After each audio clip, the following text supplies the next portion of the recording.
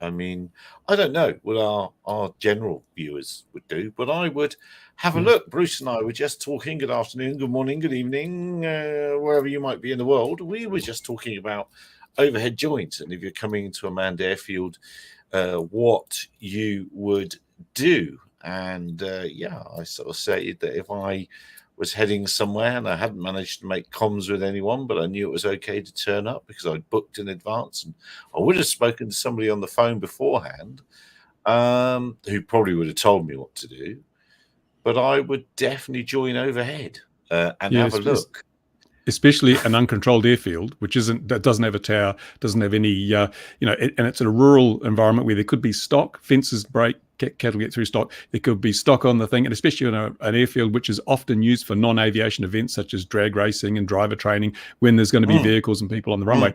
You would think that good airmanship would say, we'll always do an overhead join to reconnoitre the airfield and make sure it's safe to land. That's what part of the reason you do an overhead is, not only traffic management, but also so you can evaluate, see which way the wind's blowing, all that sort of stuff. We had a plane land on the weekend, 8-kilometre-an-hour wind. It landed downwind, didn't call up, didn't do an overhead, just came straight in downwind. We had spotters on the flight line, so we saw it, but we didn't see it until it had touched down because it was just a long final, and you don't expect them to come from the downwind direction.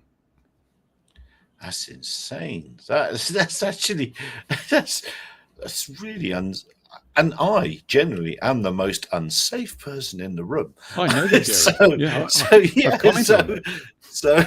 So if I think it's unsafe, then that truly is unsafe. You'd be nuts. You've got to join overhead to see what the windsock's doing. You can't go straight in because where you flew from 500 kilometers away, the wind was doing whatever.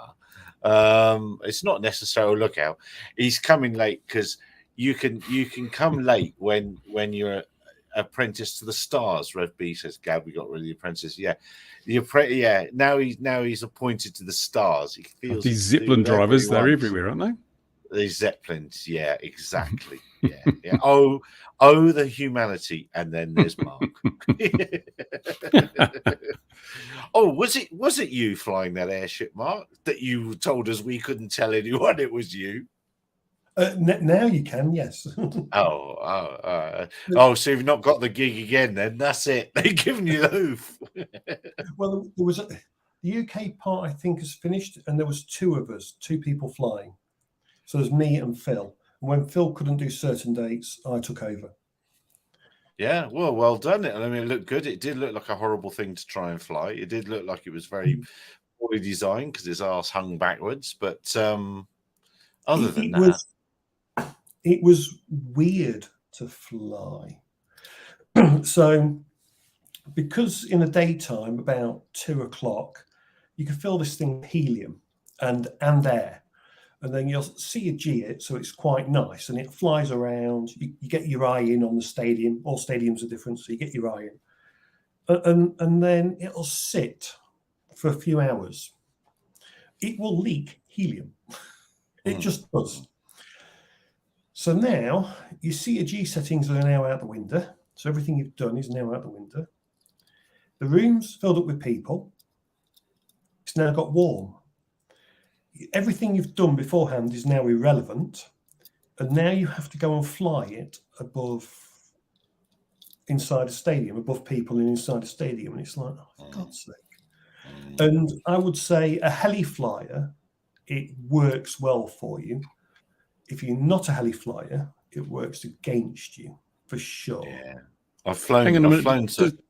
Does this thing have a mass of more than 250 grams? Yes, because it. So what are you doing flying above people? Funny enough, Bruce. Indoors, it's only the HSE I answer to.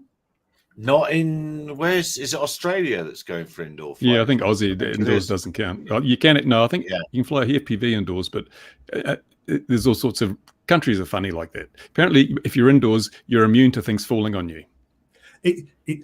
Like the lights. Yeah. I should be careful what I say about it. It's a very strange thing to fly. It has no gyros at all. So people think there's gyro stabilization in this thing. Which people? Lunatics. And it doesn't have air mode. It only has helium mode. You'll be amazed how many people go to me. They see this motor on the thing and go, oh, so it's got a drone on it. They think that motor is a drone. I suppose You so, want yes. I suppose, yes. and you're just going, no, it's an electronic speed controller. But because it's kind of hard to explain. So I suppose if you flew a lot of manual FPV, line of sight and ATI, you'd be all right with one. But if you don't, if you just fly FPV or you just fly drones, it would be horrible, because you always, you fly the nose, which a lot of people can't do. So any heli flyers I find, and plane flyers, but heli flies more because you're used to seeing it sat there hovering right in front of you, if you know what I mean. You can cope with that. Everything's being the wrong way around at the wrong point. You can deal with that, but you ride the throttle all the time on that particular one, because only the front two give it lift. So only the front two give it lift.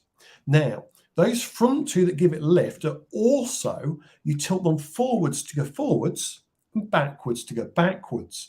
There's nothing on the back at all. All the back is helium lifted.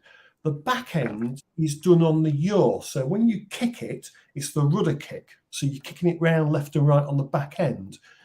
It doesn't like to do the side drift at all. It doesn't like this particular movement. So you're flying it on the front two, tilting slightly and just kicking it around. It's a really strange thing. It is more like heli flying in my head than anything. It was so interesting. Well, I've flown a couple of manned real, and I was the man. That's what it's about, and I was the man. And they're horrible.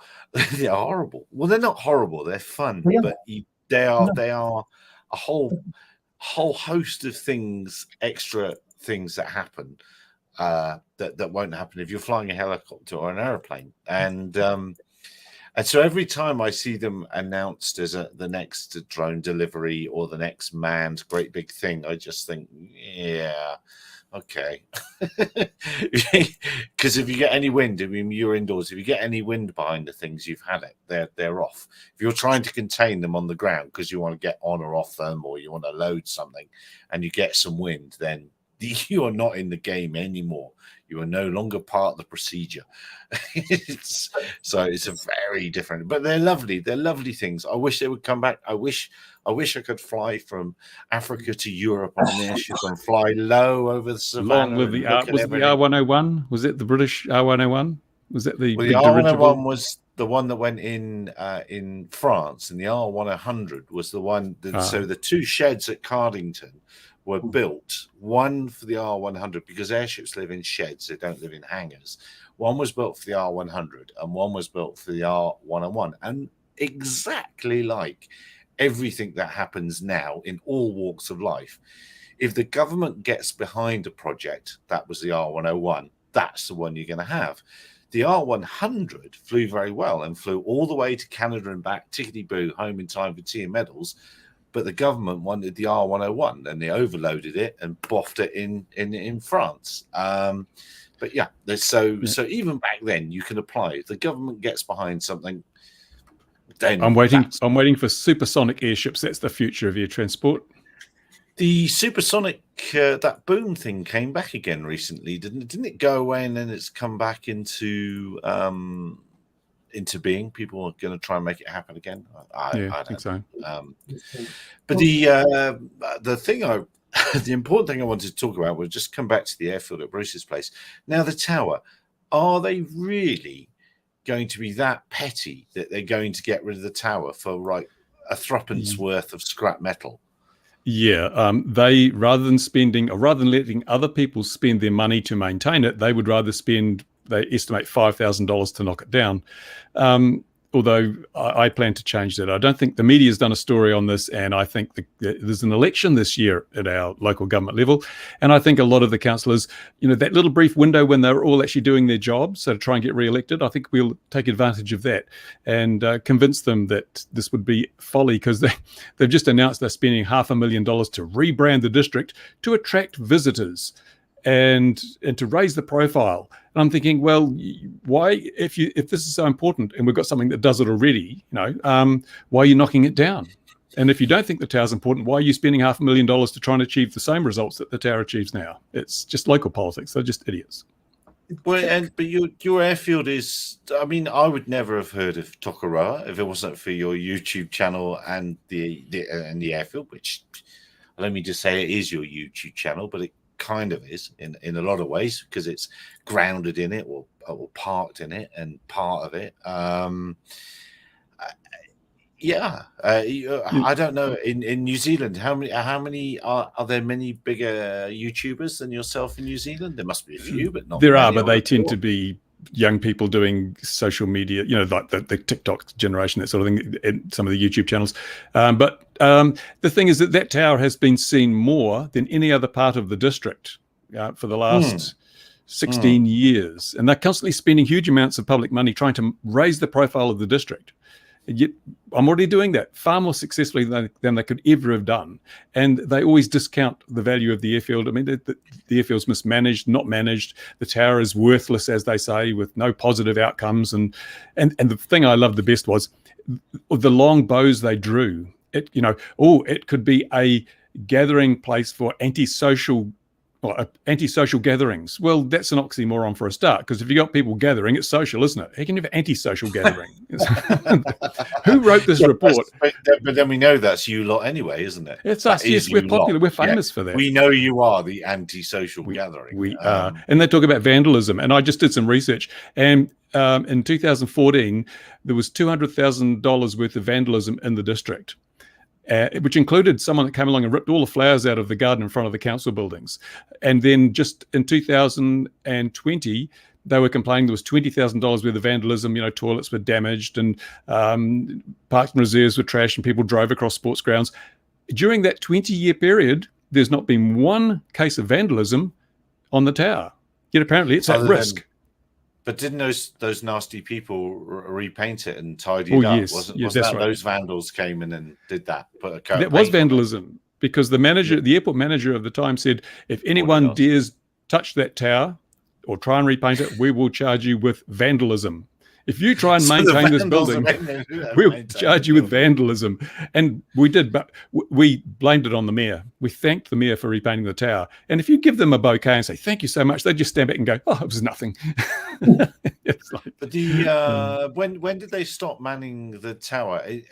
So is now I'm going to be wrong, but what is your district? Is it the Waikato district or is it another district? Yeah, it's South Waikato, and it's never been manned. It's never been a control tower. It was only ever a movie prop for a movie called Superfire. Really? Yeah, in about the turn of the century, there was a movie called Superfire, which was filmed at the airfield. I put some video up on Vimeo, I think, of some snippets from that. It had some well-recognized actors, famous faces, and it was a B-grade movie that went straight to VHS. But it was filmed there. A lot of people have an association with the airfield because of that. They were extras on the movie set or they were in the movie. And so a lot of the locals have a connection to the airfield through that. And the tower was a pivotal part of that movie. And whereas other districts, when someone makes a movie there, like we've got a district just up the road called Matamata, that's where Hobbiton is. Everyone's heard of Hobbiton. Lord of the Rings, they built Hobbiton. And when the movie was finished, they didn't pull it down and forget about it. They used it as a tourist attraction. And every year, millions of dollars are spent in that district by people who come from around the world to visit Hobbiton. Now, we've got a movie prop and we've got a YouTube channel that attracts people, but our council sees zero value in that. It's unbelievable. Bruce, please get you and your flyers with some Spitfires, do some shots with the tower in it, do some shots, where you can get the film footage and go, look, yes, a B-class film was made here. This is the tower that's in the film, and we're going to recreate some Spitfire scenes. You know what I mean? Do like a little bit of a recreation from the film. Just do some little bits. I think, but that could involve a model hitting the tower. And you recall some years ago, we actually deliberately flew a model into that tower. It was a carefully choreographed stunt. At the time, the council said, "How dare you endanger our valuable asset? The asset that they now say has zero value because they haven't maintained it. Was that valuable?" Say the one thing though. Even here, councils are very good at running stuff into the ground. What they've done is they've neglected it. They don't care about it.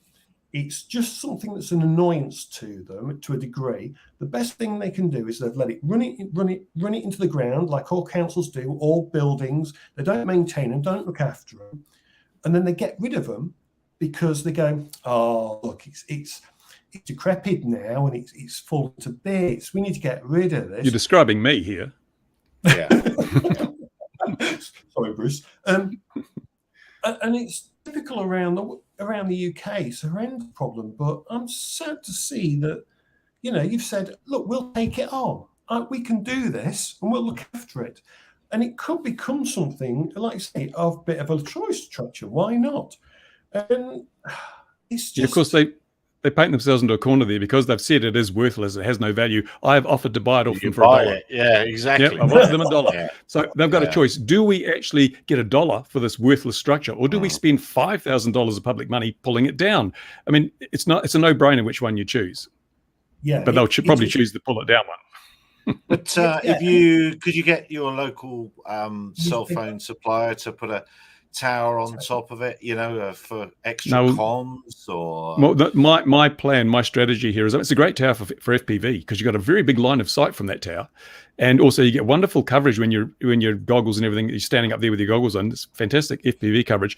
But what I would like to do, if they do sell me the tower, I will try and get some sponsorship. Put a hoarding up there with someone in the hobby or something, and that will pay for the restoration and the work on the tower. Well, SGS News will double that $1. I'll give you two.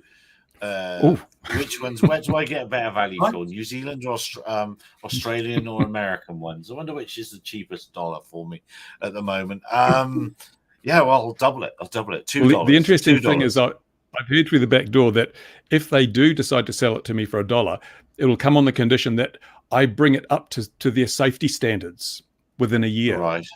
And my answer to that is, well, you've allowed it to sit there unsafe for 20 years. Who are you to judge what's safe and what's not? So I will bring it up to my safety standards, and that standard will be no less than the standard to which the council has operated it for the last 20 years.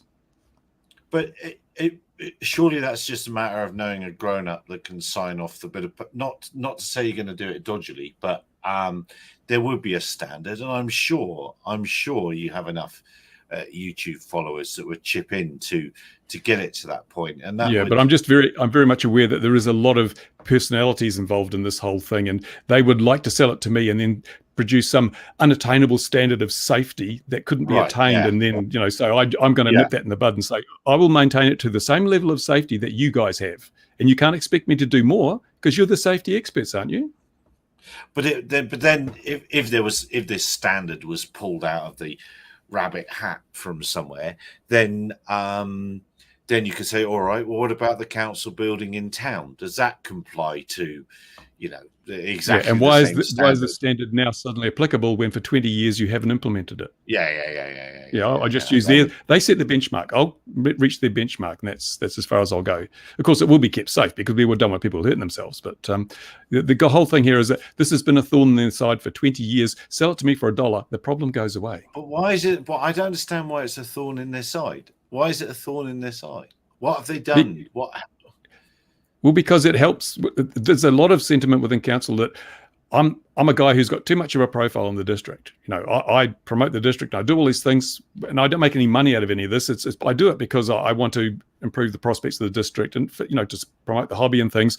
I don't think they understand that sometimes people do things for non-financial reasons. They can't get their head around that because they would never do that. That tower has been an icon of me at the airfield and all the disruption I cause by challenging the stupid things they do and holding them to account when they get things wrong.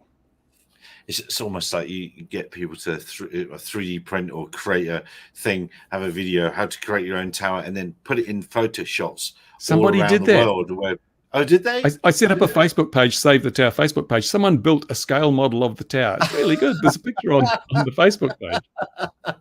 Save the Tower. So there was a Facebook Save the Tower page that we must go look for. What exactly is that called, Bruce? For those, I don't know. I'd have to have a look. Hang on a minute. I'll just. How would I know? How would I know? You share the social abilities of myself. Let me have a look. It's called. I don't know. what I've done or what SGS News has done, but we've triggered something in Facebook, the Facebook page version of, I can't even, Drone and Sundry, I think it's called. It's been pootling along, and suddenly it's gone boom, 40,000 people a day. I don't know why. Oh, that's terrible. Yeah, it's I don't called know why. Save the Tokoroa Control Tower. That's what it's called. There we are. Save the Tokoroa Control Tower. Right. Let me look on the Book of the Face as well. Let's see if we can get a link up for that right now. Yeah, nonsense, isn't it? It's save the Tokoroa Control Tower. Give me. Oh, maybe I joined it already and I've already forgotten. You probably did. Yeah. Yep. It's very, very, very, very. But there's a video there that's got some snippets from the movie, the Superfire movie that was so successful. So there's a bit of background information there, and there's all sorts of stuff. It's an interesting little page. It's there it is. Look at that, and it even shows the difference before and after it was repainted, or sorry, vandalized. Vandalized, exactly. Well, I'll put it in there. Hopefully that will come out. So come on, everyone, let's join Save the Tokoroa Tower just to ruin somebody's day. But this has got me riled up to the point that not only am I now going to want to buy the control tower, I'm going to go ahead and reinitiate the model park concept for that airfield. I mean, honestly, the airfield is just driven totally into the ground. Now, the local aero club got $5,000 in funding from the council to subsidise flight training. And within weeks of getting the money, they stopped the flight training. Because here in New Zealand, it costs about $30,000. Based there then? But what aircraft are based there? There's only a couple in hangars, and they're flown very infrequently because no one's got the money to do it. I mean, all the costs of everything's going up. Avgas is going through the roof, and people in this town, it's a relatively poor town. So very few people have $300 an hour to spend on flying. Yeah, you haven't got to say that if you're their primary marketing guy. You're not supposed to be saying that. Well, all I know of the Waikato region is the dairy systems that a lot of farmers use around here. So I see that name all over the place here on dairies and things and trucks. Yeah, we're South Waikato, which is a bit south of that. That's sort of like it's like closer to the Antarctic. So there is still a lot of dairy here, but it was mainly forestry that was here. Although that's pretty much petered out now, and we actually have to import newsprint now into this country. We used to make heaps of newsprint, but now the papers are complaining they have to import it, and it's costing them a fortune because the whole forestry industry. What are they? What's a newspaper? That's the analog version of online. Okay. What is it, binary or something? Is it on or off depending on the light? No, it's just analog. It's shades of grey. It's fantastic. Shades of grey. It's a song almost. Yeah.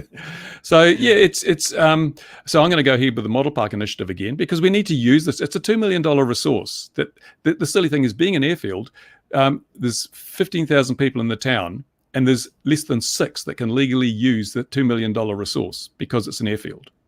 What do you mean? It makes no sense. What does that mean? What does that mean? It's airfield. It's a restricted area. You may not go onto the airfield unless you have legal reason to be there. But then, there's more than 6 of you go and fly model aircraft there. I don't quite but we're not all from the local town. A lot of them come from outside the district. But as far as locals that live in the town, yeah. But surely this is sorry, Bruce, I didn't mean to jump all over you, but to my mind, this is a point to say, make it a vertiport, make it a hub for drone deliveries, and get Tokoroa on the map for that. Because how far away is the nearest big city that you might get something from, or town? It's about 80, 90K or something. 80, perfect range for delivery drones. You don't know anyone else with a vertiport that the council can use as a consultant, do you? Oh, yeah. Funny enough, did I tweet or did I LinkedIn? My stop it already this week is because the world of consultancy BS and BS from the drone, which I thought had gone away. I thought as the industry was beginning to mature and start down the right track of trying to say the right thing and be realistic. But boy, am I wrong. I'm so wrong. We had, so Pete Ian's not here. I am astounded that Red Cat and Teal first of all released that fakey makey video. What did they put on it? Confidential or whatever they tagged it. I can't remember what they tagged it, as if nobody would find it. And now they're telling us again that it's the first such swarm that you can buy commercially. That's rubbish. This is the future. Rubbish. This is I look back. There's videos going back 4 years of companies flying drone swarms. Right. This is not new. This is not innovative. This is not fantastic. They're just repackaging it. It's. Yeah, and then so that video's come out again today. It's been released today. I had an exclusive. Oh, you mean exactly the same video as you released 2 weeks ago? I think it's had 12 views. Quite possibly. But the in 2013, SenseFly had a swarm that you could buy commercially. You could buy it. So you could buy the EB wings operating and operate them as a swarm. But then it's the PR companies and their nonsense. It's like, well, do you think I was born yesterday and I haven't been watching this a while? But of course it gets lapped up. So I'm very disappointed that that's there. I'm disappointed about, and it was stuff about Coventry. That's right. It was fully charged, and I like fully charged generally, or I kind of like Fully Charged Show, which is about electric. Robert Llewellyn. But I find myself a little bit disappointed because this is the only part I really know about it is our part, if you will. Not that I really know about it, but I've listened about it. And when they start spouting all the rubbish, I think, oh, well, I wonder how good the rest of the stuff is then. It's like,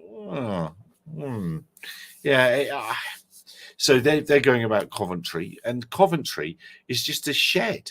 It's a tent. It's a big tent in the middle of a road with no proper charging infrastructure for all these things that are going to arrive, no special aviation approvals or routes out of it, and no real consensus on the size of what the space where the places have got to land looks like, or perhaps not even full consideration. But it's a great place for loads of companies to come and shout and say, look what we've done. It's just a tent with a hole in it. Yeah, I shall just mow a large V in a circle outside my hangar and run an extension lead out, and we will have our vertiport. Well, exactly. If you consider, if you actually think, as much as I have the spoof Vertiport Africa, I do let it run through my mind what I would need, what we need to do, how it would work, and every time you do that, you think, oh, it's impossible because of that, or it wouldn't work because of that, and there's this, that, and all the other. And the this is and that are quite big things. The charging infrastructure in itself. How is it going to work? It's not viable with recharging. You'd have to have removable battery packs, wouldn't you? I mean, the amount of out of service time would be That's what I was just going to say. But then you've got to start. India's trying to force is the wrong word. Trying to create a removable battery pack size for electric vehicles for that very, very reason, that it's a standard. So it'll go into China's doing the same. The problem, though, when you do that, you've got to build in extra weight and complexity to supply, and so you're losing range. So everything's a big compromise. Do you just make it as light and efficient as possible so you get the most miles out of your charge, or do you start making it modular and replaceable, which means you compromise your performance, which means you need to change batteries more often? It's just, what do you do? Yeah, there's so many ways to divvy it up, isn't it, and work out how it's going to go. But certainly for our use case, if we're going to lift 4 people in a flying thing, we're going to use a hoon of a lot of power. I know of places where there's been delivery drone experiments where entire islands' power has been used to charge the delivery drone. That is not sustainable. That's right. We're talking many hundreds of kilowatts and things. And what annoys me is that they're not honest. Why don't they just make a coffin with 4 motors? Well, yes. I don't know what that's marks, or it might have been pulled off air by the band. They've had a word with him. Lydium has done its first longer test flight. I still think that's just a device for generating noise. They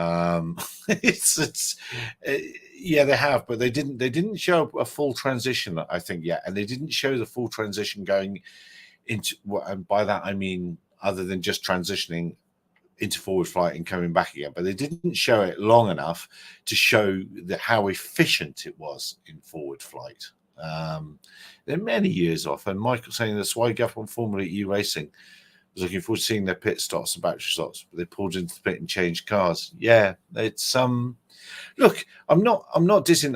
Electric is the way forward. So I've been involved with quite a big petrol powered thing, and you forget the complexity and dangers of operating big 60. It's only 60. It's not that big, 60cc, but it's still a petrol motor. You still very much treat it as you pull out all the things that you remember from glow flying, sorting out fuel lines, battery. It's got onboard starting and an onboard battery for in-flight, so you've got to keep that alive. And the idea that if you fire it up, it might run away, so best we tie it all down before we go. You completely forget when you've just been going with the electric motor.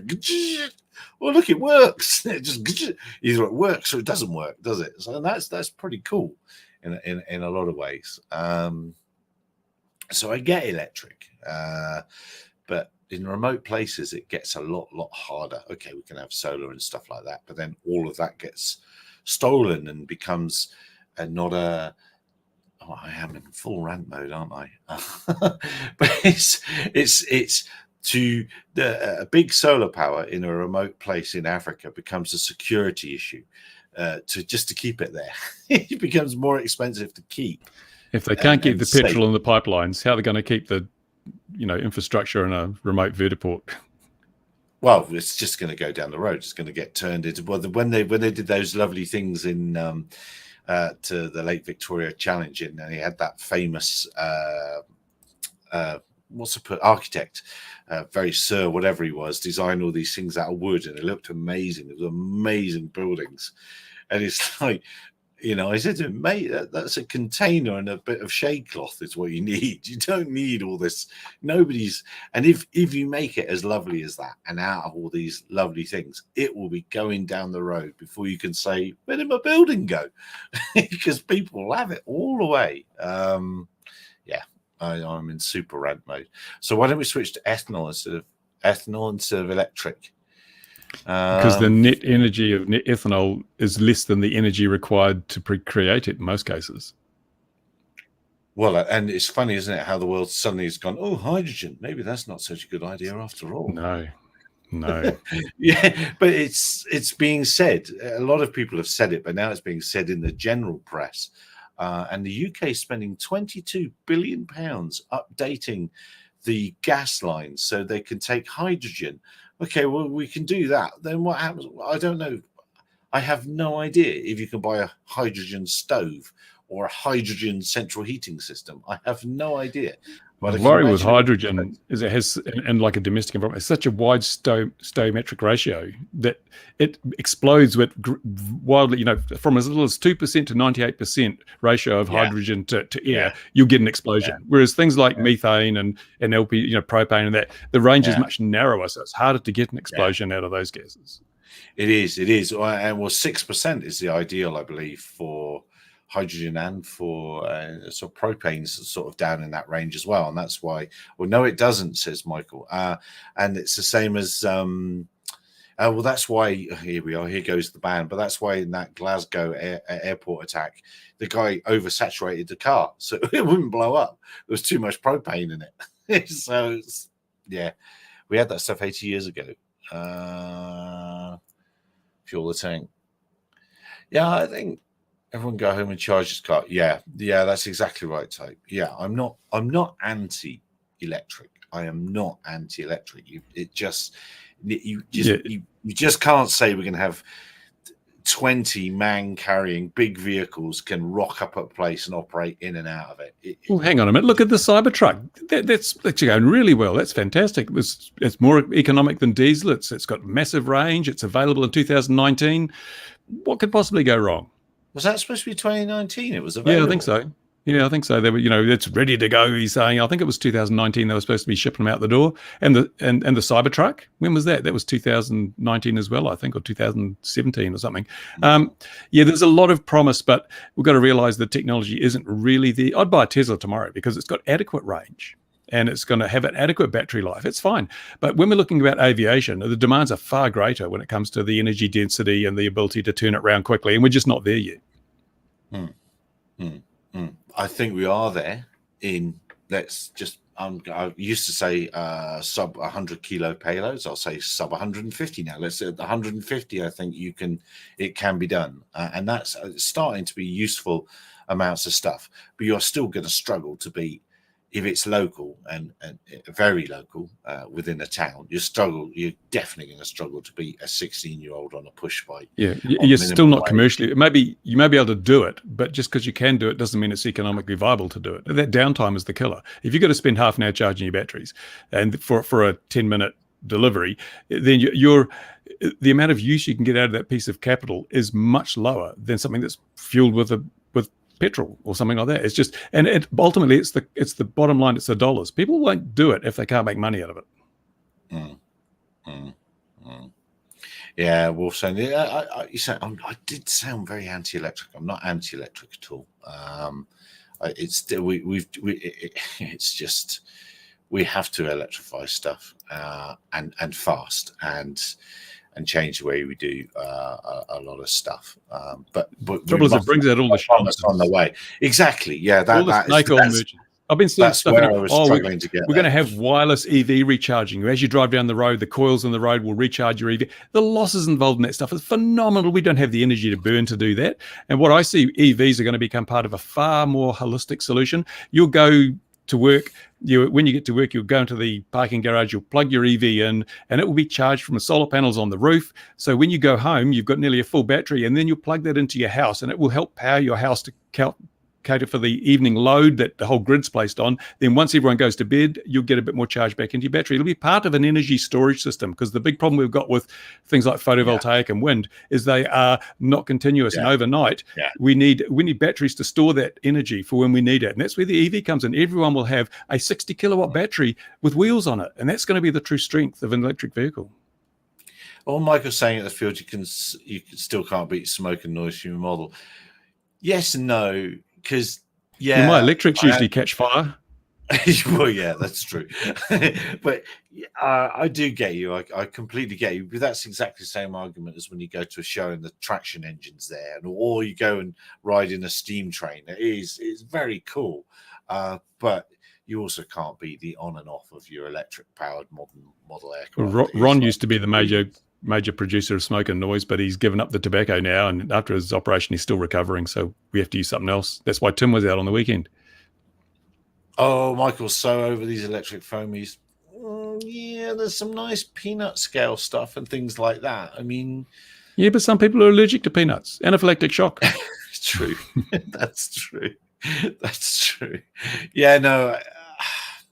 Well, the electric foamies, that sort of starts an argument. Have they been a net good thing or a net evil for the hobby? Oh, they've been a good thing. They've got so many more people into the hobby. And also, even as someone that's been flying in the hobby for decades, the one thing I liked about foamies was that it improved my flying skill immensely, because if I spent a month building a model, I didn't really want to risk it too much when I was flying it. But if I've just bought a $60 piece of foam that I can fix with a hot glue gun, I'll fly like an idiot and try all sorts of things and build my skills up and get my reactions going. It just makes it it gives you so much freedom when you're flying that you don't have to worry about breaking stuff. And that's been huge. Just like mini quads, that's the same thing. You can, when I flew RC helicopters, I was always a bit careful because, you have just even tip over on landing and you got a whole lot of repairs and spares to buy. With a mini quad, you can fly it into a brick wall at 60 kilometers an hour, it bounces off. Brilliant. I think perhaps the hobby's main or not main or an issue is not helping people that have come in with foamies to start building. With the sort of people that have turned away, like Michael have turned away from the foamies to charge batteries and fly drones for work. So recreational, they want to charge batteries. I'm But trying some to people are argue with builders them. and some are flyers. So I'm I trying to was, argue with them. I'm struggling to argue. I'll find a reason to yeah. argue with Michael. You're not wrong. I understand. What was really interesting though about foam is because everyone could go out and get a cheap plane and everything, and everyone seemed to buy and rush out to buy all the cheap foam stuff. What was really interesting is I don't know when it happened, at what point, but you try getting hold of a decent 50cc to 100cc airframe in the UK, it became a real nightmare. There was a certain point before lockdown and COVID and all that, all of a sudden, these big, nice models that people did want, you do want those, you want those big airframes, you couldn't get them for love or for money. It became really, really strange. Shipping would be the problem. It's the shipping's killed the big side of the hobby. Like I remember I bought my 50cc 1/3 scale extra. It cost me $250 for the airframe and $250 for the Chinese motor. And that was delivered. These days the shipping alone would be twice that. But the thing that amazes me too is when we started with foamies, they were like $60 foamies. Now you can buy foamies, scale foamies, and in New Zealand terms, they're $1,100, $1,200 for a foamy. I was just going to say they've whacked up in price, haven't they? And then so now is it so? I'm trying to spin it back around to where it was. Once you've got your foamy, what do you do with the electronics afterwards when you crash? There doesn't seem to be a logical lead into self-building so much. But who self-builds? I mean, have you tried to buy balsa wood? Do you know how much it costs and how hard it is to get good quality balsa wood of the grades you need? It's like that's a material that no longer exists. So you have to use fiberglass or composites, and not a lot of people have got the time, skill, or knowledge to make a mold and make some things out of it. So building is no longer an option for some people, except for foam board. Using foam board and hot glue, but that's it's a foamy.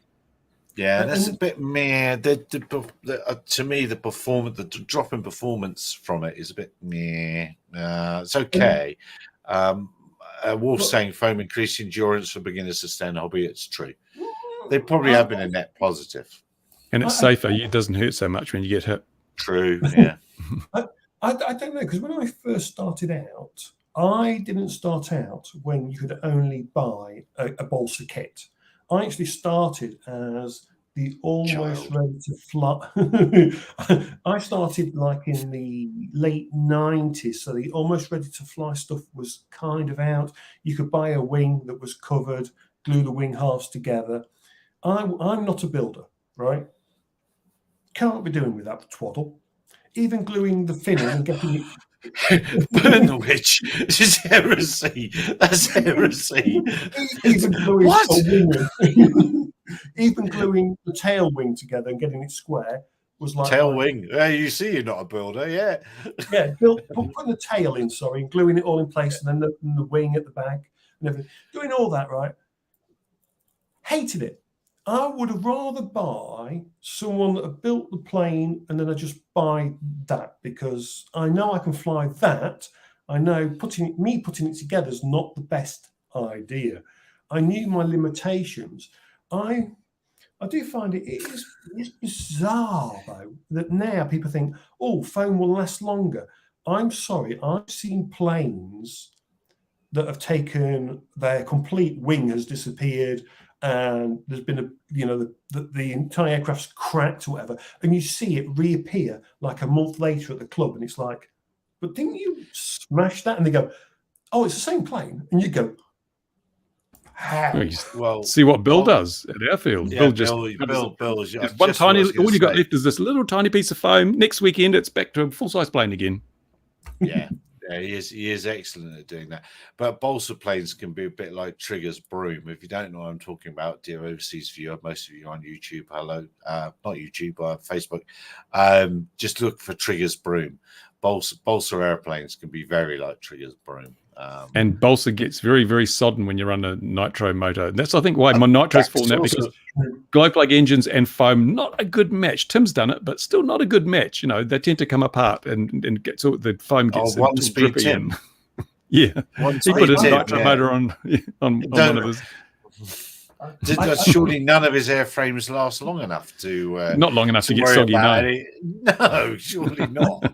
I have seen a plane that has got so soaked with glow fuel. I have actually seen that in flight where they just go boom, and the wings come together. You know what I mean? I have seen that, and I've got. It's more often the covering comes off because it doesn't stick to the bolster anymore, and you end up with. I've come down with half the tail covering missing and half a wing covering missing. It's very hard. You've got to use a lot of opposite rudder and aileron, but that's what happens. But it's again, what I enjoy most of all is actually fixing, like Bill, repairing broken planes. I hate building planes because if you're working from a plan or a kit, it's just a no-brainer. It's a step A, step B. But if you're repairing something, it's broken. You've got to work out how do I replace that bit and how do I make a new bit that's not going to look out of place and it's going to be not producing stress rises where I join the wood. It's a real good challenge. So I love repairing stuff, which is quite fortunate because I also break a lot of stuff. But at what point does this conversation end? Because there's old codgers that just gone on. I mean, has this gone? Because I mean, the one of the greatest proponents of building model aircraft, and you also made violins in the village that we grew up in. He was a violin maker. He made the most beautiful model aircraft, free flight model aircraft, because we're talking the 70s now. Nobody could really afford RC gear, and he used to get the hell in with them in the end. They flew beautifully. They were wonderful things, and we used to get into a lot of trouble because when he got bored with them, he'd fill them with fireworks and blow them up and all over the playing field. These days we use ESCs and lipos to blow them up. Well, yes, yeah. But it's there's an art, but there was a lot more. At schools, we don't teach woodwork anymore. We don't teach any of that stuff. Okay, yeah, CNC, 3D printing, whatever. But that's not woodwork. It's not the same. You make a great big jigsaw that they glue together. It's not. It's assembly, not wood. Construction. Yes, and the thing also assembly, is that yes. I very rarely built kits when I was younger. I scratch built everything, designed it myself and built it. And you learn so much about aerodynamics and stability and the dynamics of flight and things. I knew the theory of flight because I had to know it to build a model, to design and build a model. These days, kids get on a sim, then get a foamy, and they probably don't even understand why the elevator does what it does. They just know you pull back on the elevator, the model goes up. They don't understand the theory behind it. And that's a bit of a loss because I think a lot of people have gone on to careers in aerospace and aviation with the knowledge they've gathered from the hobby, but I don't think the hobby's giving quite as much knowledge to its participants as it once did. Yeah, no, for sure. And again, to my rant of, no, please let's slow down on the bullshit. You just got to look at LinkedIn and you got to look at what people are saying about this airframe, that airframe, and we're going to do this with this and that with that. And it's like, no, you're not. And you don't need. I'm not qualified to say that. I'm not an aeronautical engineer, but I've built enough model airplanes and flown enough stuff to know they get. Nah, that won't work. It's just intuitive. Nah, it's But people spout on about it, and it's even some of these models you buy, some of these foamies you buy, they've been so badly designed they could never fly in the configuration they're delivered in, and you've actually got to make them fly. So you got to understand why they don't fly. We have a number of models that Bill's worked on and I've worked on, which out of the box they just didn't fly, and you had to rework them to make them do it. You have massive overpowering now, don't you? That we didn't have with glow and stuff. You have the ability to have massive extra power. And all my gliders are overpowered. My hand launched glider is way overpowered. Way over, yeah. Have you noticed? And it's happened for years though. The center of gravity point is always wrong. They tell you the center of gravity or the weight to put in it. They just get that wrong so often. It's like, oh come on. Just look for the leading edge, right? Where's the main spar? Just bring it, just maybe tap forward of that. Just get a balance, find that balance point. As long as it's on the wing, that's near enough. Yeah, close to the front of it. But yeah, I mean, that's also a matter of, it's a little bit of feel. But of course, as soon as you get a flight controller on board and you can start measuring the amperage that your that's another thing though. It's another thing. Flight controls. Who did I see the other day? It was a video I was watching, and someone launched their model and it didn't fly. Was it someone used auto launch? They were talking about using auto launch, and it did. It was Ian. It was Ian, our good friend Mads Tech. He's got his new wing going, and the auto launch didn't work. So it basically the motor didn't come on until it hit the ground, sort of thing. And I'm thinking, why are you even test flying with a flight controller in the way? It should be all manual for a test flight, and trim it all out. And then, but people these days think, flight controller, don't need to worry about trim or anything. I've got a flight controller, it does everything. And they're just going along for the ride. They're no longer a pilot, they're a passenger. But the trouble is, then you can. Sorry, Mark. You can.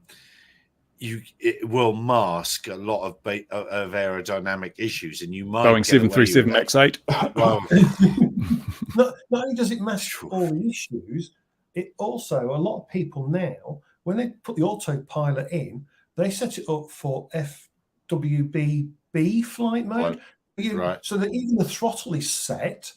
So they fly, all they're doing is moving it left or right. And even then, because it's a flight controller, it won't go over 40 odd degrees bank turn.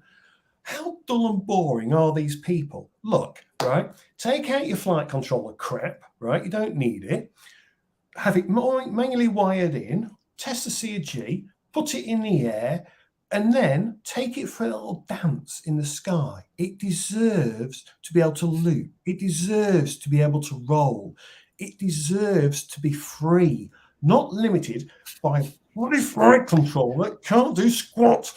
And if you really want to have fun, just keep moving that CG back and put reverse expo in. That's a lot of fun. What I was going to say was why I set with the flight controller was at least but then you can start for you can work out your amp hour draw for your flight, and then you can fiddle with your CG to get it a little more efficient, just a tiny bit more efficient. All I do, right, and this is what I do. So every plane I get, put battery in it. I'll fly it for 5 minutes, just general aerobatics, larking about, bit of 5-minute flying. I land. I then check the battery percentage and go, okay, so I've used 30% or something. Right, I now know that I can put a 10-minute timer in and I should be fine. I am that kind of lax about it because I always build in a nice safety buffer. There's no need to push your batteries down to that final second. I've got to leave it dry. You know, it's one of those things where you just got to go, who's anal about the amp draw? Who cares? If I land and my ESC is not hot and it's not burnt out and my motor's not cooked or any of that, and my battery's not hot, and it pulls the plane vertical, I'm happy. I don't need to care about the amp draw. I'm not that. Honestly, right, I am the worst person in the world for this. I am so not anal about it. It's unreal. I don't care because when I'm flying an RC plane, it's about fun. It's about enjoyment. It's about doing those silly loops. It's about doing silly things. You know, I want to see if I can fly the aircraft in a 20 square meter area, even though the plane's like 2 meters wide and shouldn't do it.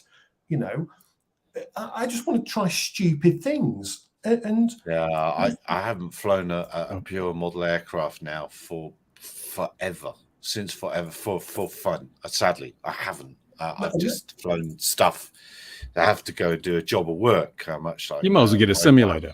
Yeah, get yourself a simulator. Well, yeah, yeah. But like Michael, I barely trust myself, let alone a flight controller that I've set up myself as well. So I do find it easier to fly manually, and then look at the log.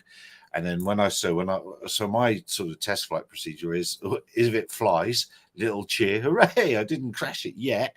Then I make sure I do some steep turns, make sure it stalls, get it up on the nose, and then because the flight controller's along for the ride, I've recorded all that data for all the speeds, so I can see what those speeds were, and then I'll shoot a few approaches and work out what the approach speed's got to be and what it looks like, and then I've got a better set of data for then tuning the thing.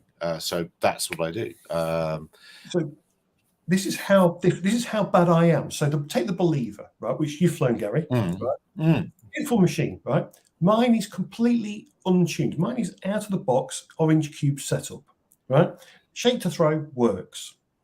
I can fly it. So my flight mode is manual flight, throttle control, not fly B. I don't use a preset cruise speed. However, when it comes into land automatically, all I do is I say, right, I know its stall speed is X meters a second. That's all I care about. Therefore, I have to reach this spot.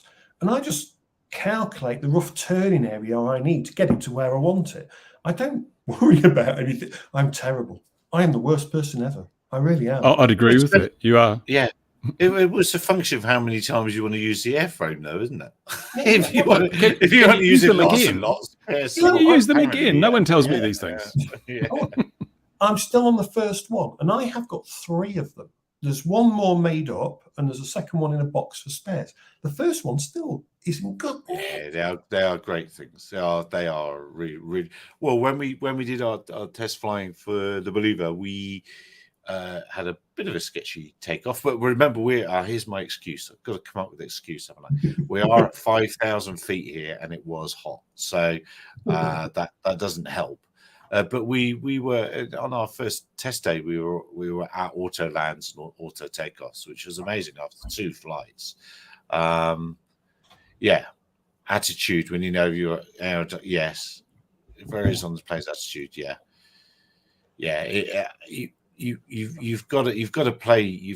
I think you've got to play with it lots and test that and do lots of stalls and then have the data and have it in clear points that or places that you've put it. You know you've flown it, but then maybe that's just me being a bit too silly. I don't know, but a flight controller can definitely mask problems in the setup. It's a crutch. It's a crutch. It's a crutch. It's a crutch to lean on.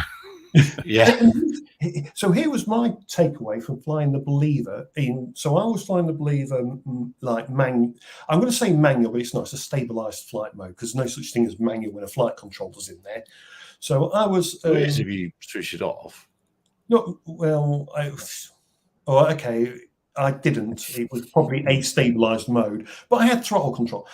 And what I learned was when manually flying the Believer is you don't need to mess with the settings if you program the automated flight all right, because only me, being the Muppet, I was flying it visually and I was watching it come around at this beautiful turn. However, because I wasn't paying attention to any of the telemetry, I was literally fly by eye, if you like, a new saying for you all. I got it wrong. And as I did my turn, I was too slow. And it dropped a wing over on itself. Downwind into wind turn, was it? I was just too slow in the turn, and I got it wrong. And she just dropped the wing on over on herself, literally just rolled over. And I promptly swore because I wasn't high enough to do anything about it. It's one of those ones where you're doing the turn to come around to land, and you just go, yeah. And I went you didn't add a couple of knots for the girlfriend and the hair link, another knot to make sure the girlfriend doesn't know about the other girlfriend, and another knot because you didn't do all that. Can I just say the worst thing was, and I do put part of the blame on the hair link system. Sorry, Phil, if you're listening.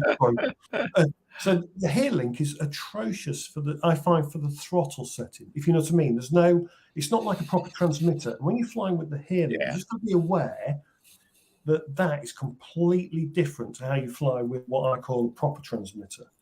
I would love. There wasn't quite enough steps in that, but I have heard since the resolution has been improved and everything.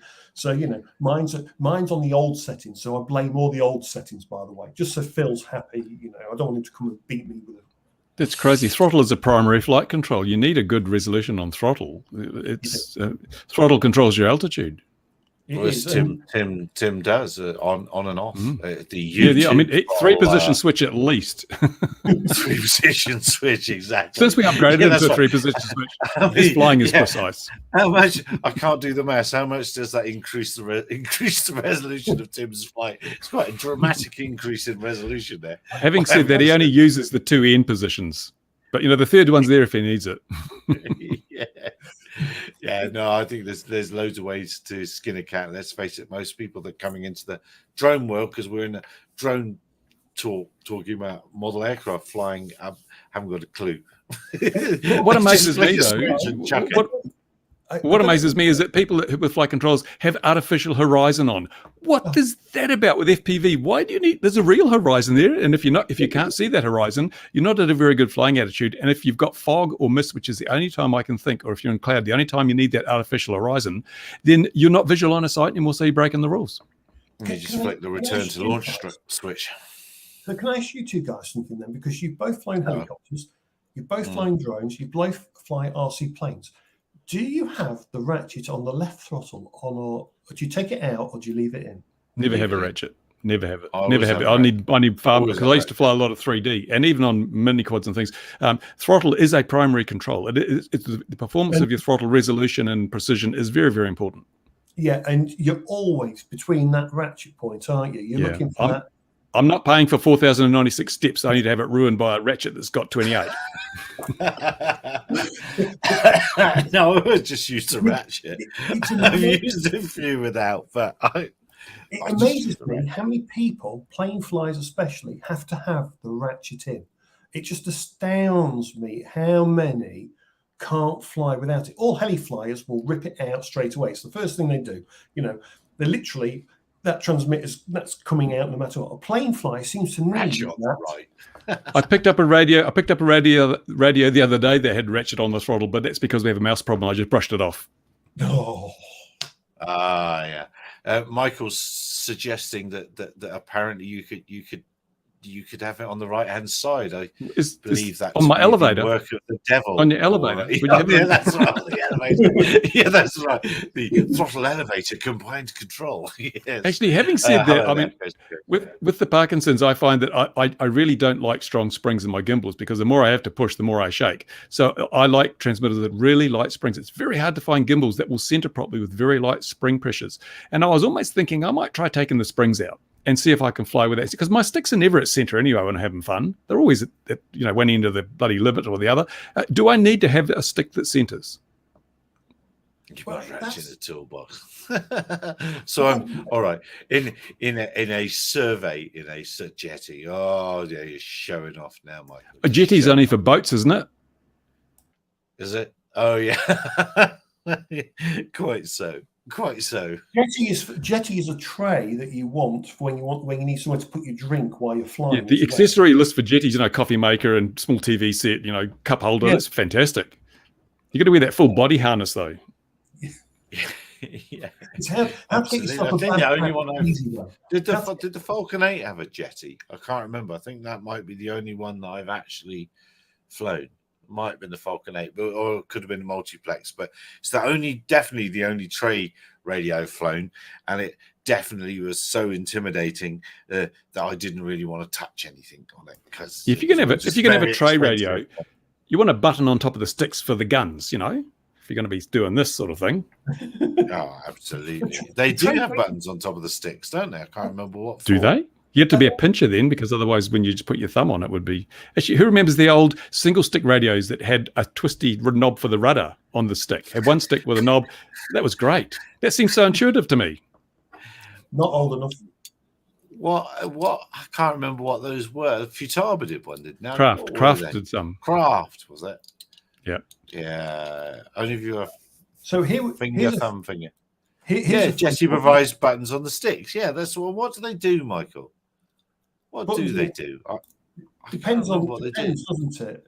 Here's a little story for you. Guns. Here's a little story for you. So a friend of mine used to do UAVs underwater. So the rovers that you fly out. Yeah. So it was an unmanned aerial vehicle underwater. Yeah, USVs, I think you meant. Anyway. Yeah, whatever they are. The rovers that fly in the water. In the water.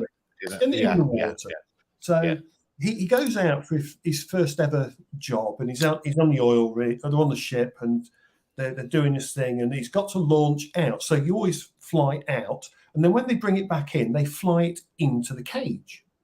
And he's bringing it back in, and he's flying it in, and his supervisor said to him, says, you can press this button here, and it keeps the controls so they're reversed. So you can flick it. They have on these underwater vehicle systems, they have a switch. So when you flick the switch, it reverses the controls. So as you fly out, everything's left and right. When you fly back, you flick the switch to keep it. So you bring right. And my friend's bringing it back in, and this guy's going, no, you've got to use the switch. And because my friend used to fly RC helis and planes and everything, he was like, why do I want to push a switch when I can just bring it in? And the guy was like, the supervisor was just haranguing him a bit. Use a switch. So he backed it out and says, look, do me a favor. You can stand over there and watch from that room there, the other room. I'll bring it in and land it. And the guy did, and he just brought it straight in, like without flicking the switch or anything. He goes, "That's how you do it. You don't need a switch." Yeah, I'd be toast. I wouldn't have the mental capacity to flick a switch and then change the way of driving. That's I just wouldn't. Exactly. I'd be toast. And if it's a Rove, can't you just pull it back in on the string on the control link? It depends on which ones they are, but apparently what. Oh, as Peppermint says, bring it back on the cable. That's what I was thinking. Yeah, just wind it back. Depending which ones they are, because there's different ones, and they do different things. So some. But he was told, you fly it out of the cage, but when it comes back in, you fly it back into the cage. Some are different to others. It depends upon the cable system they're using. They're not all the same. I've just seen we've gone over the hour, which is it's come very easily, and I should mention because I put it in a screenshot. Oh,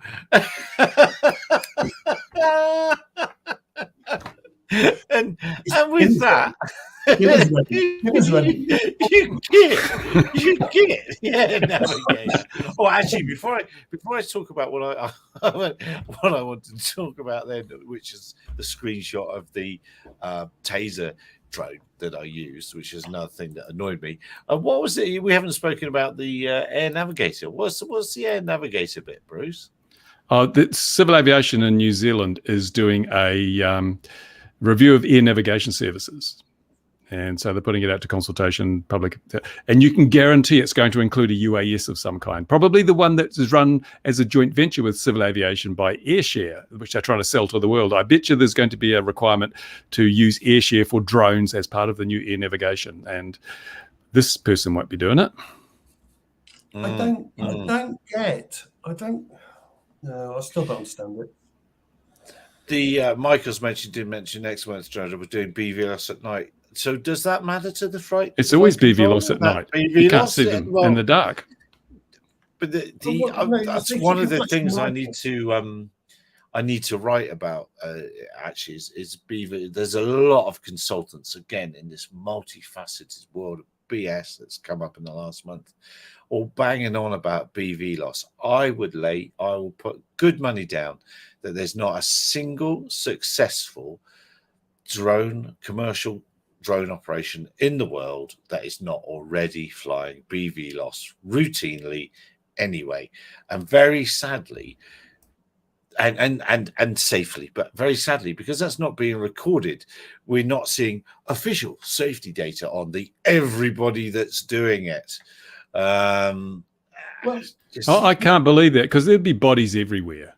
Yeah, that's true. Yes, that is true. Yes, you're absolutely right. They're just people. We're going to unlock the industry with BVLOS. It's already here. It's already done. You can't unlock it at all. They cannot unlock BVLOS. All these companies saying they can unlock BVLOS. No, they can't. They are all full of crap. There's only one particular thing there's only one. I was going to say company, but they're not companies. There's only one group that can unlock BVLOS. It's no company. I don't care who they are. If they think they're unlocking it, they're not.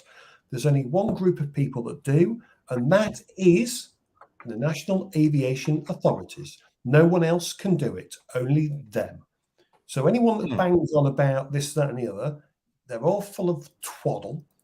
Nicola could do it. Yeah. Everybody does it. Nobody that makes money. And Michael's saying we're doing finger up to Casa because they're doing it for the military, and there's plenty of military trials and stuff.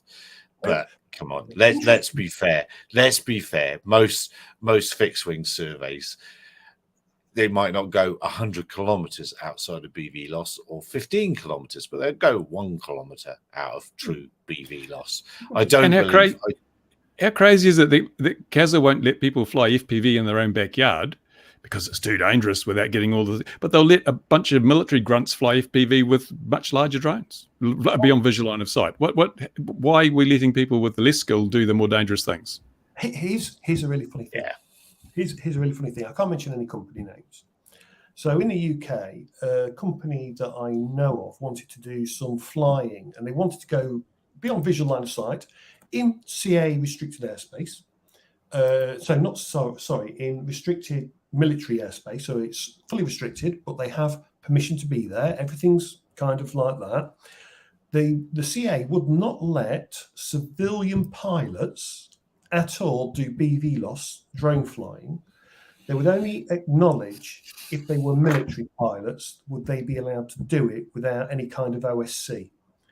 So even though you're civilian and you can fly and you're in restricted airspace, no one else can get in it, you're in the middle of nowhere, or you're out at sea, or whatever zone you're flying in, if you're civilian, you've got no chance at all. If you're a military pilot, they will allow it because you're employed by the military as such. And that was quite interesting. I thought that was quite interesting that a person with skill, and I consider the people that built it and RC flyers, they are the ones with the skill, versus the military, who I consider don't have the skill, would be allowed to do it. Now, don't get me wrong, the military guys have a skill set to a certain degree, but for the test that was going to be done and everything, they didn't have the skills required. Yeah, I found it very interesting. I found it, yeah. It was quite interesting. It's just nobody that is actually making money commercially out of drones anywhere in the world doesn't fly BVLOS. I don't care. If they're not, Walmart are doing all those deliveries. Yeah, actually, Wolf raises a good point about that Lancaster footage too. Yes. I was just going to come on to that. It disappeared off, and I see it's made the papers in Yorkshire. Funny enough, where the incident happened. The legal implications are quite simple. He was in the wrong. It's not a. There's no. What have I missed in the UK? I've missed something. In the UK, a chap, quite plainly, in my humble opinion, what are you supposed to say to avoid libel cases? Allegedly, just in your honest opinion. Allegedly, didn't know that the Lancaster was going to fly through a fate. It was a Second World War thing. He didn't know it was going. It was all over the press in Yorkshire, including a map with where it was going to fly. So he positioned himself on the climb out from this village over a little dam, and wow, who would have known that the Lancaster would have flown by? But not only did he was just off track, he turned towards it and started chasing it. I was like, come on. It's not going to catch it. You do realise it can't catch it. It is flying faster. Well, I don't know. That's just me saying all that. So we should give him the benefit of the doubt. Bollocks. He knew it was coming, and he turned towards it, and he got the video footage, and he's saying he was, within his legal limits because he was flying below 400 feet, etc., etc. But come on, we all know. A, you're supposed to have a spotter who should have seen the Lancaster because the Lancaster's loud. And B, if an aircraft does come your way, if you've got the goggles on and you're not listening, you put the nose down and get out of the way, or just crash it. Or if you see it in your thing, you turn away. You take avoiding action. It's like flying a UAV in the Mac. It is. You could hear a Lanc from 20 miles. Yeah. If it was doing a valley run, you'd hear the bloody thing, that's for sure. It was climbing up out of a village, which was behind him. It was going to drop a bouncing bomb in that lake, wasn't it? Well, it was going on to the next. It was going to the next. It had another village to go through, so it's pulling up over. It was in the low flying area. It went through the thing. It's a military aircraft.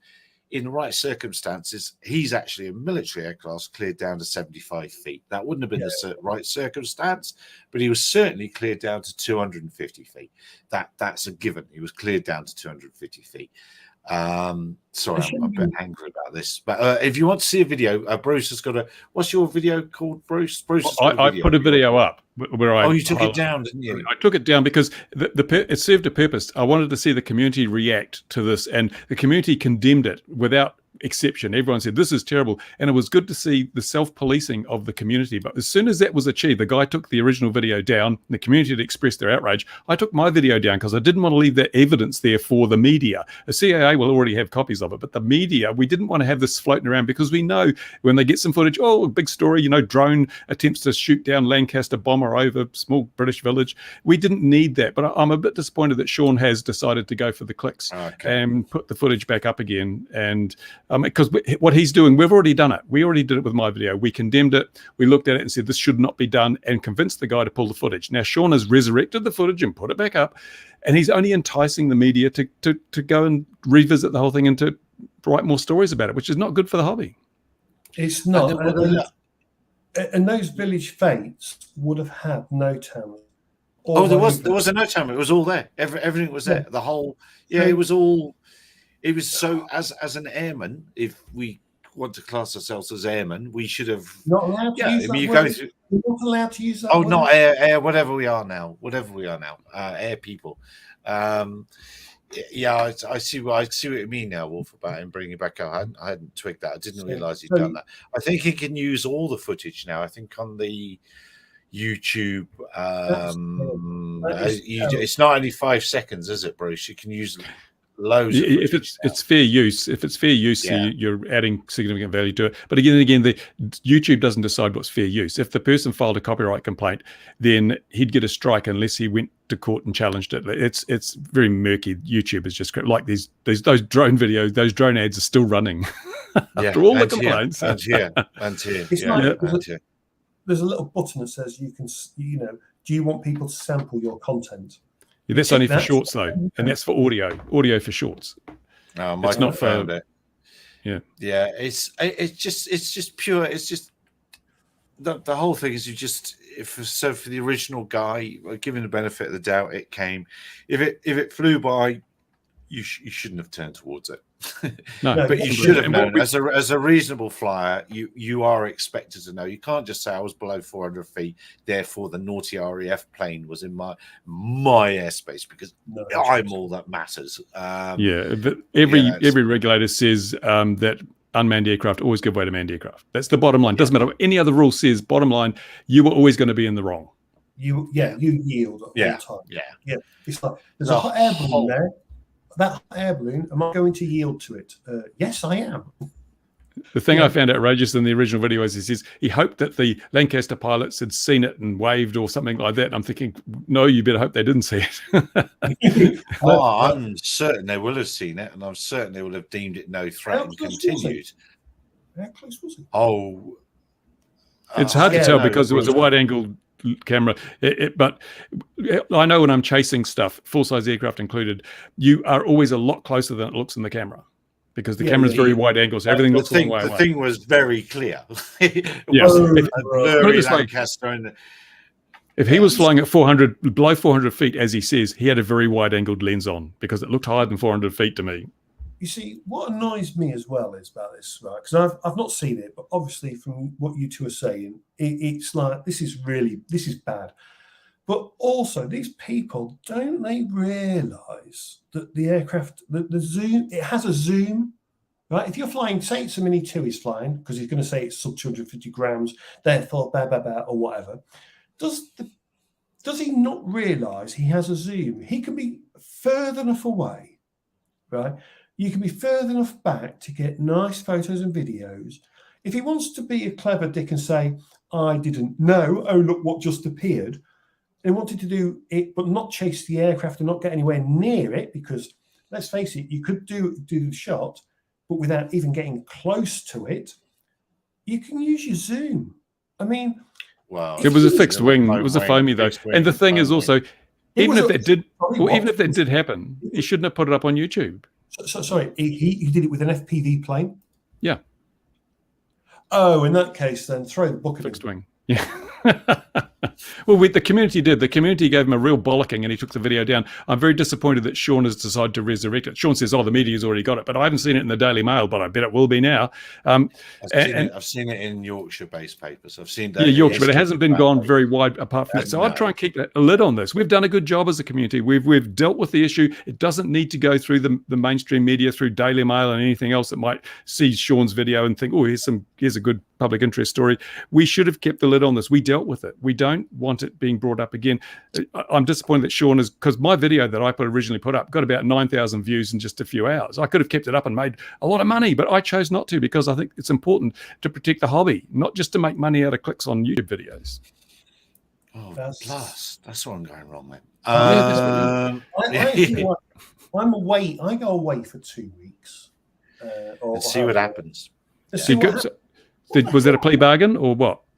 Yeah, he got out. Why did let him out? Yeah. What do you think I got thrown in the clink for? Flying indoors, didn't I? It's a terrible thing. But in much the same way that taser, I did put it up in the thing, and we haven't spoken about it. That Axon idea that they're going to have a taser drone hidden in every ceiling in schools, ready to react in a split second and save the day. It was the very suggestion of it's ridiculous, but to do it when there was so much grief in the world was just immoral of a high note. Well, no. I see now. We're talking about America here, right? So talking about grief and everything else, right? I think I can't blame the company for that. They are no different to the NRA in that respect, in lack of respect. I consider that they are at that level. They are treating it the same as the NRA are, a publicity thing for their system. The NRA does it. The NRA does it for weapons. I consider that part of it. It's just American culture. That's the way it is. They're not while it is disrespectful in our opinion, I should think. In America's opinion, it's not, because they all tolerate the NRA doing exactly the same thing and all their politicians doing the same thing. It's bullshit. It's not even technically possible. You leave a drone charged somewhere for 6 months with a full lipo and it's just puffed and won't fly. I mean, they're just saying stuff they can't do. And this is this hype thing, as Gary says, coming back, and it's coming back strong. Yeah, and it has. It's arrived back. Were they smoking weed when they came up with this idea? That's what I wonder. Only in states where it's legal to do so. Yeah. There's a handful of states in America where it was. Let's face it, you're going to have one in every classroom, really. So how am I going to stop it? I'm just going to close a door then, aren't I? But if you know they're in every classroom, you know, it's crazy. It's like, what was the other stupid thing that I heard? Oh yeah, one way in and one way out of a school, which I thought was brilliant. Create a kill zone for the person with the gun that's going in. I thought that was great. Give them one way in and one way out. Give them the kill zone. Make it perfect for them. Nerve gas in every classroom. Just wipe them all out. You could think the other one was, I wish I hadn't mentioned it now. And today, children, we're going to learn about sarin. It's only why you laugh about that? But here's the crazy thing: in America, they teach kids. They have to have special drills on what happens if someone goes into the school with a gun. So why not teach them about things like that, Bruce? You're completely right. It sounds scary, but you would never. The funny one was give teachers guns. I found that hilarious. Now, Gary, you work in a school, and you've seen teachers, and teachers. You just on one of them. Yeah. Don't get me wrong, right? Teachers are a great bunch of people. However, is it a stressful job at times, Gary? Oh, there's plenty of them I'd like to shoot. Right. Could they work out which end has got the bullet comes out? I mean, I think the main problem with that is you got to be in a position where you've got time to react. I can't be walking around. Gary, it's such a big problem. No, it's such a difficult problem. It is. And we're treating symptoms too. It's a symptom of a bigger problem, and that's what in New Zealand here we've had a whole lot of firearms incidents, and the people are shooting houses up. It's crazy, and we've had a lot of ram raids. Kids are stealing cars. Kids, we're talking about 10, 11, 12-year-olds stealing cars driving into liquor stores and convenience stores and then raiding the stuff. And do you know our police's solution to this? Do you know what the government's solution to this massive upsurge in ram raids by children? They're going to subsidize bollards for the shops. And this is where our society goes wrong. This is where our society is going wrong. We are kowtowing. I wonder if we could get some 10 or 11-year-olds to knock the tower over at Tokoroa. Ooh, yeah. Good idea. That'd be great. Back into the trenches. Save the council a fortune. You wouldn't give a gun to a teacher because a teacher would lose his shit with the students and shoot the students. So you won't never give a gun to. You can't give it to a drone because the drone can't do many things. Many things. It can't open doors and it can't do anything. So that's the point. You need an ordinary gun as well as the taser. It's like a cannon to shoot the door down. I think I've got a solution. I don't know if the Americans would ever go for this though. Make certain guns a little bit harder to get hold of.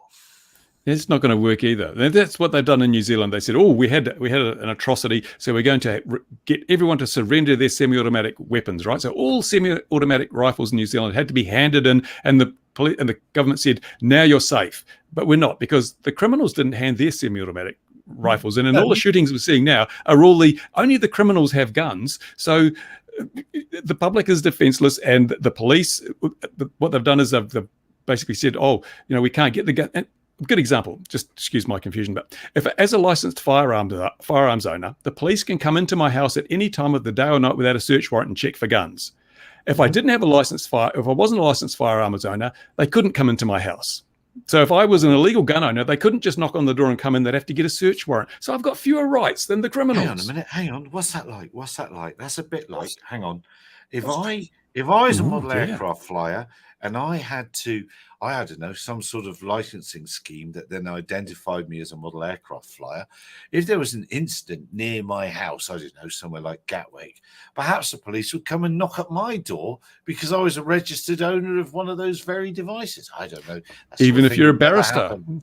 even I was a barrister. And even though I was the ex-Civil Aviation Authority barrister, which is even worse, maybe that sort of thing could happen. It could never happen, no. It could never happen. No, it could never happen.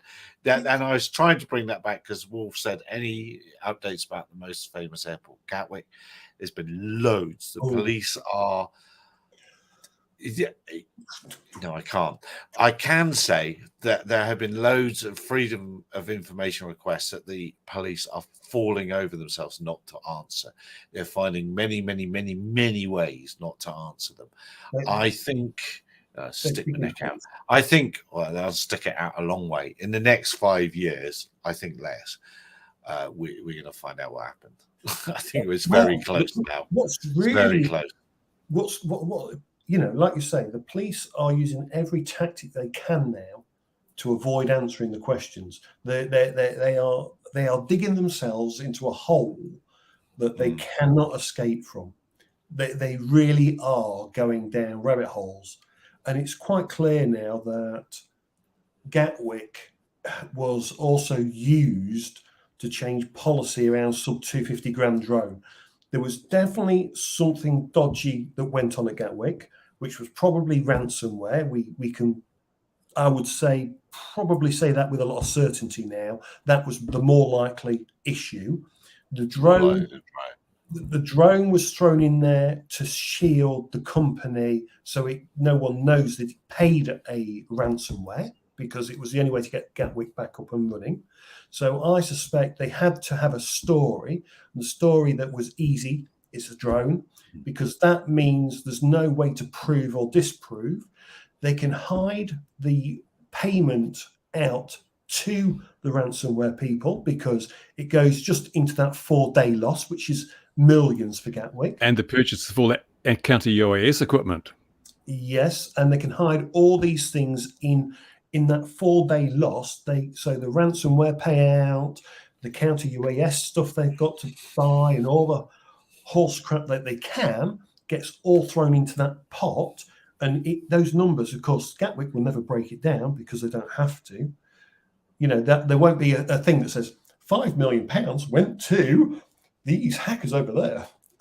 So it's now looking, and then at the same time, the government or the DFT went, do you know what? We're going to use this as well. We can put our spin on this. So we know what's gone on in the background. We'll put our twist on it. We can also affect the sub 250 gram. We'll just give it the nip we think it needs to affect policy. And it really does stack up really badly for everyone now that's trying to hide. Because if you are, it's coming, and we know it's coming. You know. And our Ministry of Transport in New Zealand still use Gatwick as justification for wanting to have drone registration. I mean, as I said in that tweet, this is policing by consent, and you will not get compliance if you are going to base your rules and your regulatory structure on lies. It's no respect, no compliance.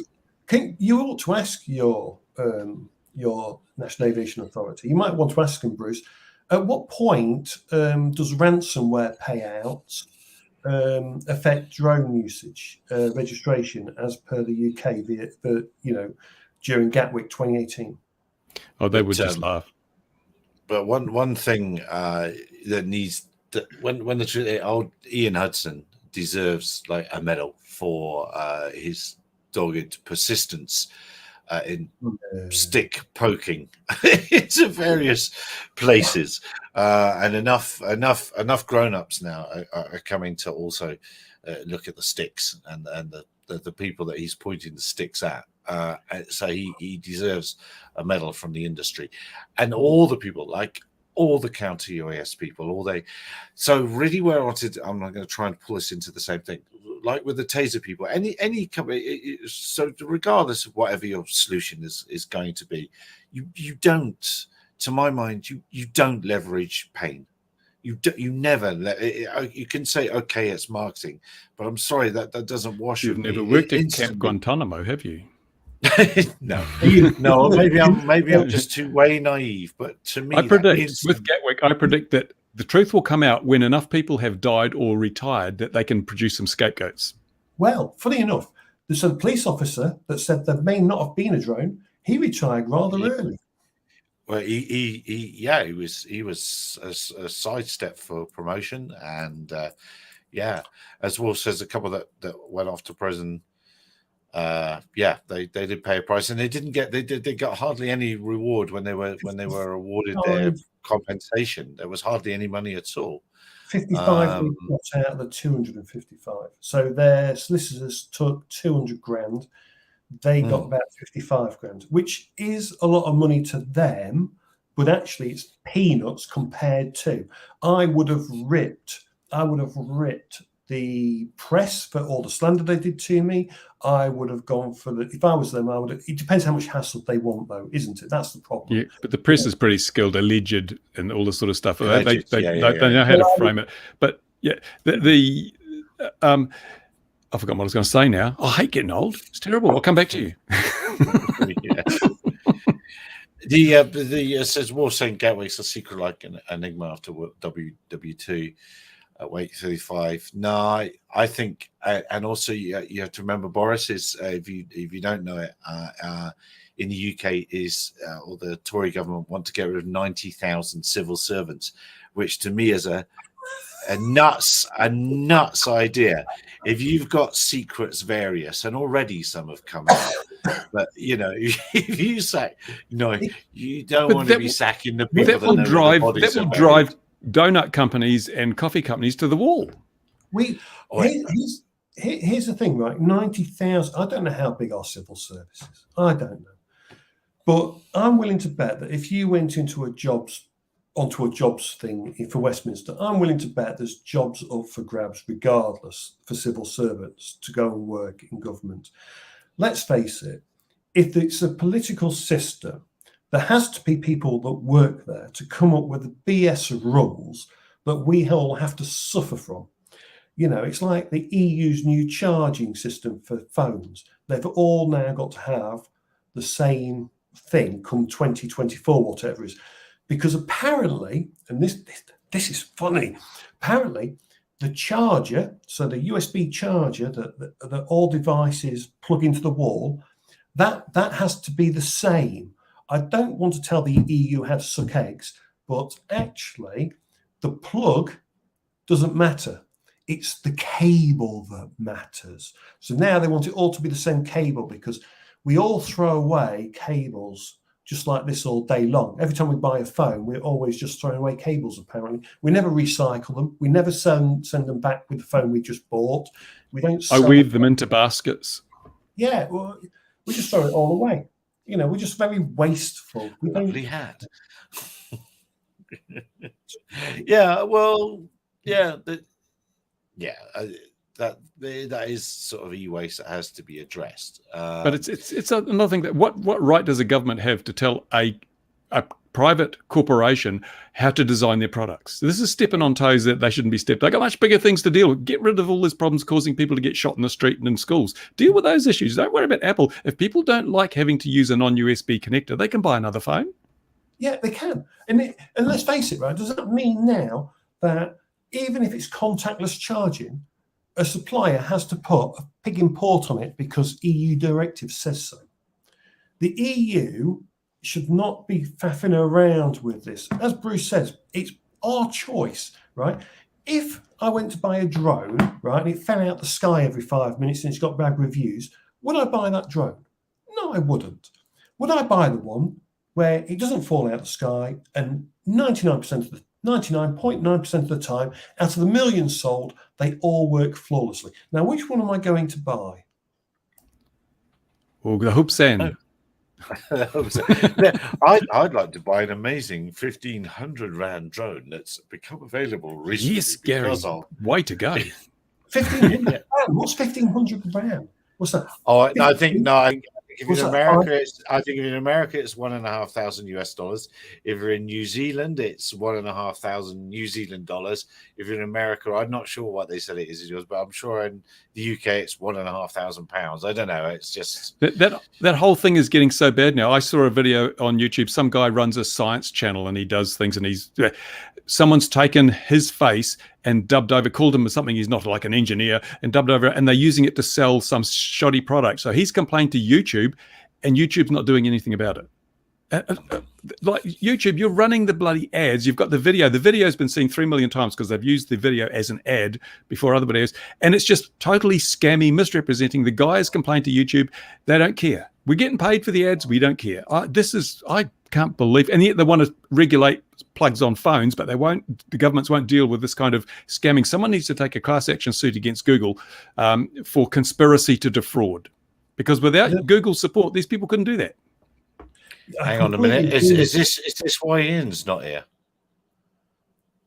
Is that Ian? Ooh. Is that what he's done? Yeah, he's an Apple fanboy. What do they mean? There's not many people in Wales. Could it only be him, or where is he? He's up here. Where's the other?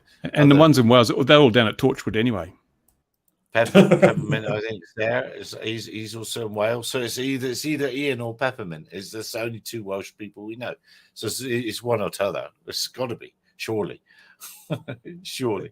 Look, I'm talking nonsense, and we've been going an hour and a half. Has there actually been any news or drone stuff that we've seen whilst we have been ranting on about other things?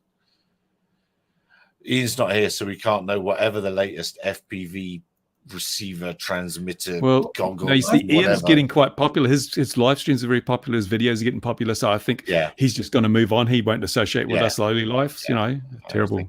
Hang on. It's probably for the best. I have the important question.